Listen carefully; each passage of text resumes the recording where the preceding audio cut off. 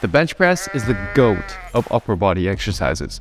Do this right and you'll see massive gains in your chest as well as your shoulders and arms. But do this wrong, and even if it doesn't happen right away, you risk seriously injuring your shoulders and elbows to the point where you may never be able to bench again. The most important part is with step 1, setup. The bench press involves a fixed back position against the bench and a fixed hand position on the bar. This can force your joints into positions they shouldn't be in. Preventing this starts with your grip width. Now, the closer you grip, the more your triceps will be involved. While this can be a helpful bench variation to grow bigger arms, we want to maximize chest growth. To do so, you'll want to use a relatively wider grip, which research suggests can also make your bench a little bit stronger. But you don't want to go too wide, as this reduces the range of motion your chest goes through and may also increase the risk of shoulder injury. To find the perfect grip width for you, lay down on the bench with your arms straight in front of you. Pull your elbows back until they make a 90-degree angle. Then, bring your elbows in towards your sides until your thumbs line up with your lower chest. The space between your hands is your ideal grip distance on the bar. After you find the right grip width, for smooth unracking in the next step, position your body such that your eyes are directly under the bar. And when you grab the bar, make sure your thumb isn't on the same side as your fingers. This is known as a suicide grip, and for a reason. Instead, for the most secure grip, I'd recommend keeping your thumb around the bar. Finally, walk your feet back under your knees and plant them firmly into the ground. You're ready for step 2, whole body tension. Before you even consider unracking the bar, you need to activate various muscles that will help unlock your strength and keep you stable as you lift. Let's start with the lower body. Use your quads to push your feet down into the ground and use your glutes to drive your knees out. Then, activate your lats by bringing your armpits down to your hips. You can imagine there was a band attached to the bar pulling it back as you try to pull it forward. Next, we want to create an arch in your upper back. Some competitive powerlifters take this to the extreme to help them reduce the range of motion so they can lift more weight. But this may not be the best for growth, and it does require a lot of upper back mobility. A slight arch, however, is something I'd recommend, as it can help make the bench press feel a little more comfortable on your shoulders and may help you recruit more of your chest fibers, especially if you sit all day in a hunched over posture. But to create it, you are not just arching at your lower back and sticking your ribs out. Instead, simply think about opening up and extending your chest. This should create a little bit of space between your back and the bench as a result. Once you've set your arch, straighten your wrists by pointing your knuckles to the ceiling. Then, through your nose, take a deep 360 breath into your abdomen and brace your core as if someone were about to punch your stomach. You're ready for step 3, unracking. This is where most people lose all their tension and mess up their bench press before they even started. To avoid this, maintain your arch and stay tight, then push the bar up to get it off the rack.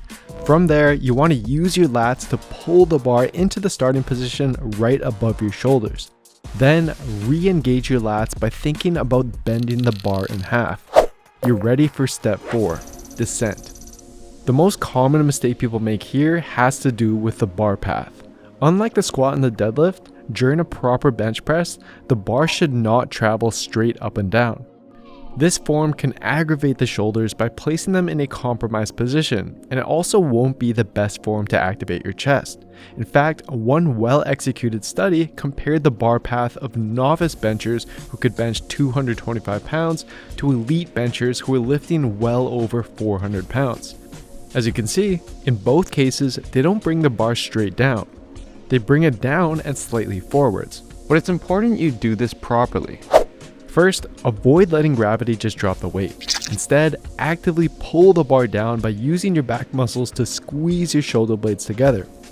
Focus on pulling the bar down towards your lower chest, right around the level of your nipples. Now, as you do this, your elbows will have to bend, but you want to avoid tucking your elbows too close into the body and also avoid the more common mistake of flaring them out to the sides. Instead, to maximize chest activation and minimize shoulder discomfort, keep them tucked at about a 45 to 70 degree angle away from your body. Think arrow shape instead of T shape. Now, as for how deep to go, to maximize growth, you ideally want to touch your chest with the bar.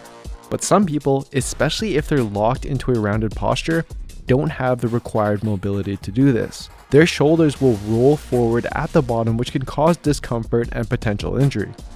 In this case, stop an inch or two above your chest or whatever is most comfortable for you.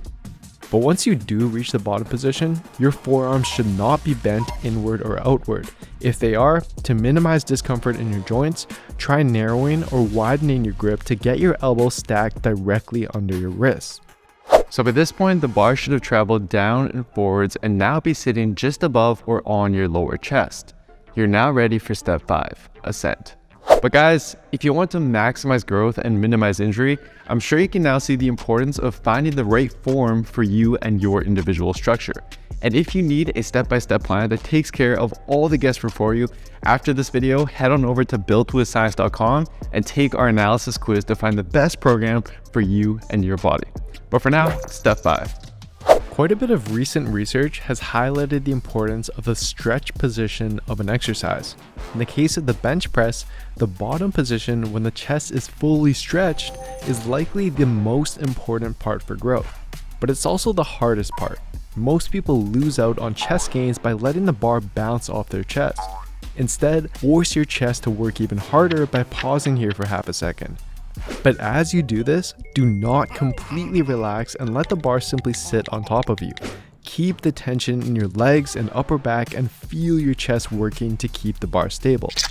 After the slight pause, use your quads to push your feet forward against the ground as if you were doing a leg extension, and then drive the bar up off your chest. But as we talked about earlier, don't push the bar straight up. If we take a look back at the study I mentioned earlier, novice lifters tend to drive the bar straight up off the chest, whereas elite lifters drive the bar up and backwards off the chest. So although it might feel a little bit weird at first, try to drive the bar back up towards your head so that from the side view, the bar travels in a slight arc. And as you do this, to boost chest activation, don't think about just pushing the weight up. Try thinking about pulling your biceps in as if you were trying to touch them together. But as you get to the top, avoid letting your shoulders steal gains from your chest by collapsing your upper body and rounding your shoulders forward. Instead, keep your chest up by maintaining the arch in your upper back and squeeze your biceps into your armpits until your arms fully straighten over your shoulders. Exhale through tight lips as you come to the top. Take another deep breath in your stomach, brace, and then control the weight back down for another rep. Congrats! You have just done the perfect bench press. You can give these videos a watch next to fix your squat and deadlift, and I'll see you next time.